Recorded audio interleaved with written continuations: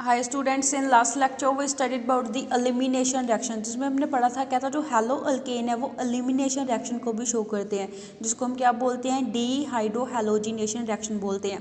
जब कहता है हेलो अल्केन के अंदर बीटा हाइड्रोजन एटम प्रेजेंट होता है, उसको बॉयल करें alcoholic solution of potassium hydroxide के साथ, उस दौरान वहाँ से हाइड्रोजन हैलाइड की एलिमिनेशन होती है एंड प्रोडक्ट क्या मिलेगा, अल्कीन की फॉर्मेशन होगी। आज हम इसी टॉपिक को कंटिन्यू करेंगे। इसके रिलेटेड ही नेक्स्ट टॉपिक है ease of dehydrohalogenation, कि कितना आसानी से डी हाइड्रो हेलोजिनेशन होती है। जैसे हमने लास्ट लेक्चर के अंदर सेडजेफ रूल के बारे में पढ़ा था। कहता है अकॉर्डिंग टू सेडजेफ रूल क्या होता है, जिस अल्कीन के साथ ज़्यादा नंबर ऑफ अल्काइल ग्रुप जुड़े होंगे, दैट इज़ कहता है जो मोस्ट सब्स्टिट्यूटेड अल्कीन होगा वो मेजर प्रोडक्ट बनता है जब हम डी हाइड्रो हेलोजिनेशन करवाते हैं अल्काइल हैलाइड की, बिकॉज कहता वो ज़्यादा फास्टली बनेगा as comparison to other alkene के।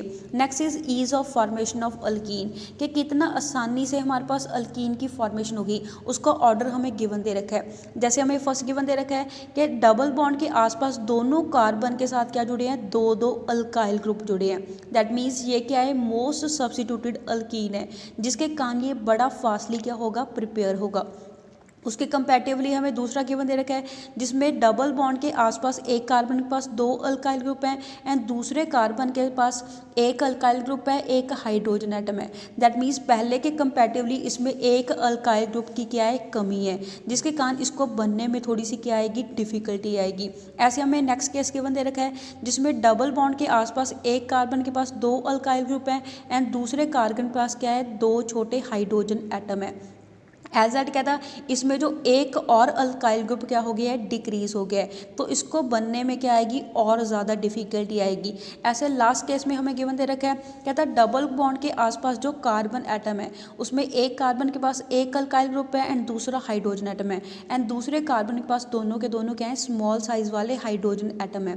एज दैट इसमें क्या है, सबसे कम नंबर ऑफ अल्काइल ग्रुप है, तो इसको बनने में सबसे ज़्यादा क्या आएगी, डिफिकल्टी आएगी।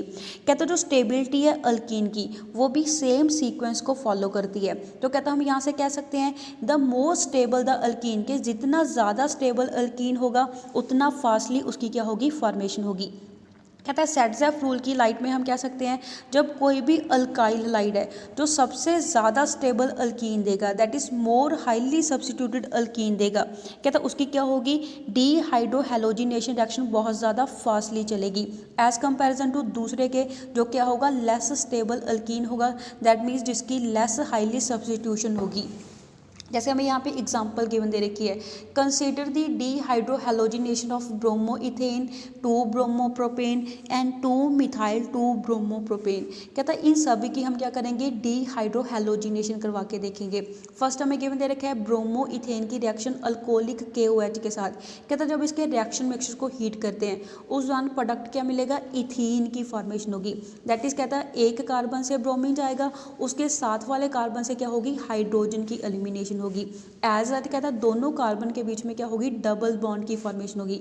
यहाँ पे कहता है ये जो अल्कीन बना है, ये क्या बना है, अनसब्स्टिट्यूटेड अल्कीन की फॉर्मेशन हुई है, बिकॉज दोनों कार्बन के पास एक भी अल्काइल ग्रुप प्रेजेंट नहीं है, जिसके कारण इसकी स्टेबिलिटी क्या होगी, सबसे कम स्टेबिलिटी होगी एंड सबसे ज़्यादा डिफिकल्टी से इसकी क्या होती है, फॉर्मेशन होती है।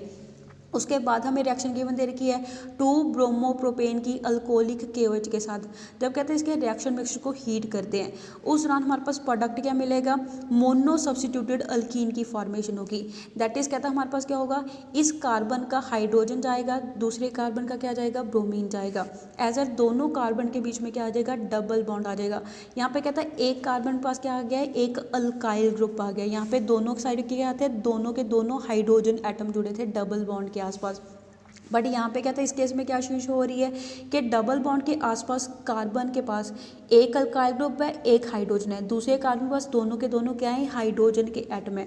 दैट मीन्स इसमें एक अल्काइल ग्रुप आ गया है, तो इसके कंपैरेटिवली ये क्या होगा, ज़्यादा स्टेबल होगा एंड ज़्यादा आसानी से बनेगा। उसके बाद हमें रिएक्शन गिवन दे रखी है टू मिथाइल टू ब्रोमोप्रोपेन की अल्कोहलिक KOH के साथ। जब इसके रिएक्शन मिक्सचर को हीट करते हैं उस दौरान प्रोडक्ट फॉर्मेशन क्या होगी, जैसे तीनों मिथाइल ग्रुप का एटमॉस्फेयर सेम है, तो तीनों में से किसी भी हाइड्रोजन की एलिमिनेशन हो सकती है, तो वहाँ से क्या होगा हमारे पास, सपोज मान लो कहता है हमारे पास इस कार्बन की हाइड्रोजन की एलिमिनेशन हो रही है, तो इसका ब्रोमीन जाएगा, दोनों कार्बन के बीच में क्या होगी, डबल बॉन्ड की फॉर्मेशन होगी। As at disubstituted alkene की फॉर्मेशन होगी।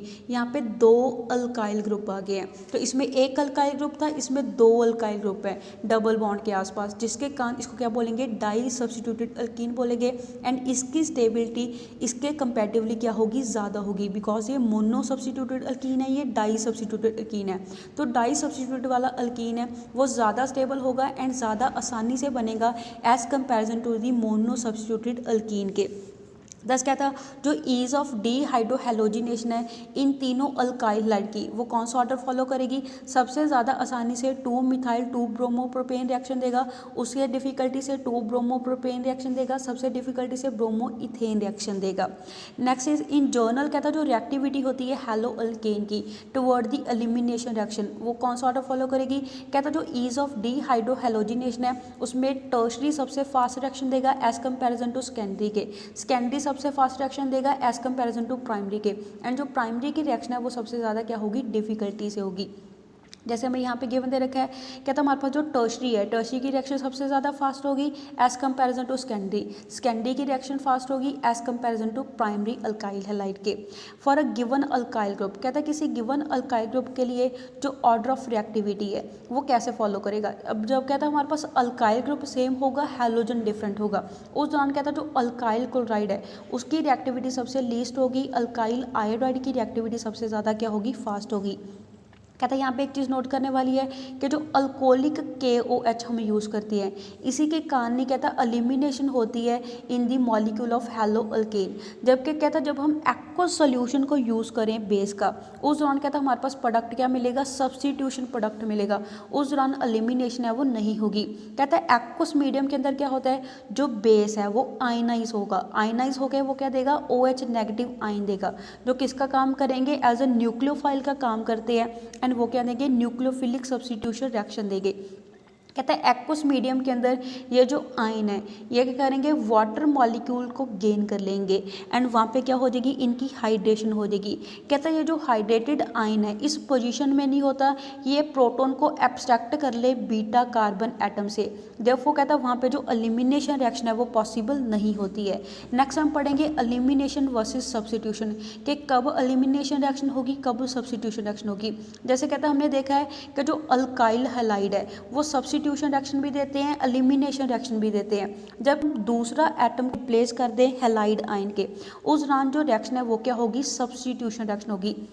जब कहता है जो हैलाइड आयन है वो लीव हो जाए विद दी अनदर एटम, दूसरे एटम के साथ मिलके वो हैलो अल्केन को लीव कर दे, उस दौरान कहता है वहाँ पे उस रिएक्शन कौन सी होती है, एलिमिनेशन रिएक्शन होती है। कहता है जो सब्स्टिट्यूशन एंड एलिमिनेशन रिएक्शन है often compete with each other, ये दोनों आपस में एक दूसरे के साथ कम्पीट करती हैं कि वहाँ पे सब्स्टिट्यूशन होगी या एलिमिनेशन होगी। कहता है ज़्यादातर जो बेसिस है वो क्या होते हैं, ऑल्सो न्यूक्लियोफाइल की तरह बिहेव करते हैं एंड देयरफॉर कहता है वो क्या देंगे, सब्स्टिट्यूशन रिएक्शन भी दे सकते हैं, एलिमिनेशन रिएक्शन भी दे सकते हैं। वो किसके ऊपर डिपेंड करेगा कि जो अल्काइल हैलाइड है एंड रिएक्शन की कंडीशन क्या है, उसके ऊपर डिपेंड करेगा कि वहाँ पे सब्स्टिट्यूशन रिएक्शन होगी या एलिमिनेशन रिएक्शन होगी।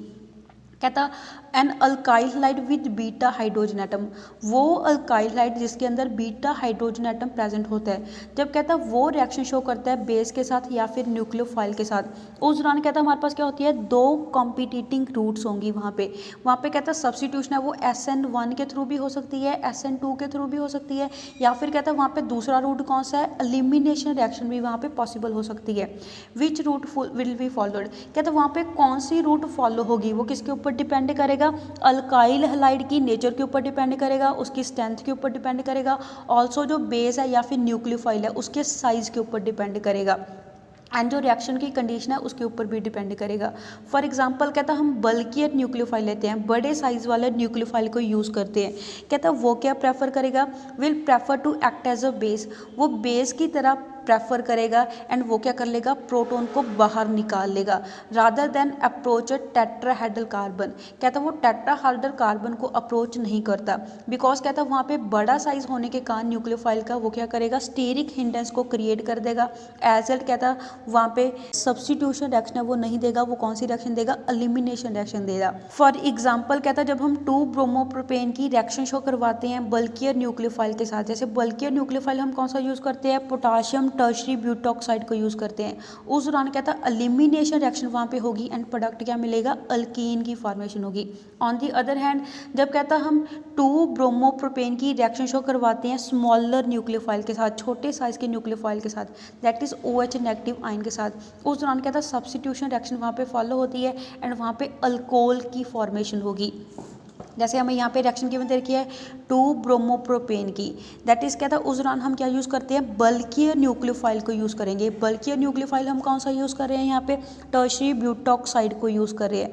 कहता है ये क्या करेगा, हमारे पास प्रोटॉन को एब्स्ट्रैक्ट कर लेगा। जैसे ये जो छोटे एटम गिवन दे रखे हैं ये इसको डिनोट करते हैं, हाइड्रोजन एटम को डिनोट करते हैं। कहता है उस दौरान इसका साइज़ बड़ा होने के कारण ये क्या करेगा, वहाँ पे हाइड्रोजन को वहाँ से क्या कर लेगा, बाहर निकाल लेगा प्रोटॉन की फॉर्म में। जब हाइड्रोजन यहाँ से बाहर निकलेगा ये पूरा का पूरा इलेक्ट्रॉन पेयर है वो कहाँ पे शिफ्ट हो जाएगा, इस पोजीशन के ऊपर शिफ्ट हो जाएगा। जैसे हमें पता है कि कार्बन मैक्सिमम 4 ही बॉन्ड बनाता है, तो कार्बन क्या करेगा, यहाँ से ब्रोमाइड आयन को बाहर निकाल देगा। एज एल्ट वहाँ पे एलिमिनेशन रिएक्शन होगी एंड अल्कीन की फॉर्मेशन होती है एंड जो हाइड्रोजन यहाँ पे प्रोटॉन की फॉर्म में निकला है वो ब्रोमाइड आयन के साथ मिलके क्या बना लेगा, HBr बना लेगा। ऐसे कहता अगर हम स्मॉलर न्यूक्लियोफाइल को यूज़ करते हैं, दैट इज़ हाइड्रोक्साइड आयन को यूज़ करते हैं, वो कहता हाइड्रोजन को प्रोटॉन की फॉर्म में एब्स्ट्रैक्ट नहीं करेगा, वो क्या करेगा, टेट्राहेड्रल साइड से जाके क्या करेगा, बैक साइड से जाके अटैक करेगा। उस दौरान कहता वहाँ पे क्या होगा, बैक साइड से अटैक करेगा, वहाँ से ब्रोमीन क्या हो जाएगा, बाहर निकल जाएगा, सब्स्टिट्यूशन रिएक्शन होगी। तो वहाँ पे प्रोपेन 2-ओल अल्कोहल की फॉर्मेशन होगी एंड ब्रोमाइड आयन यहाँ से क्या हो जाएगा, बाहर निकल जाएगा। सिमिलरली कहता जो प्राइमरी अल्काइल हाइड है वो किस रिएक्शन को प्रेफर करते हैं, SN2 रिएक्शन को प्रेफर करते हैं, बिकॉज कहता जो प्राइमरी कार्बोकेटाइन है वो इतने ज़्यादा स्टेबल नहीं होते हैं। ऑन दी अदर हैंड कहता जो सेकेंडरी अल्काइल हाइड है वो SN2 रिएक्शन को फॉलो करेंगे या फिर एलिमिनेशन रिएक्शन को फॉलो करते हैं। वो किसके ऊपर डिपेंड करेगा, बेस की स्ट्रेंथ के ऊपर डिपेंड करता है एंड न्यूक्लियोफाइल की स्ट्रेंथ के ऊपर डिपेंड करेगा।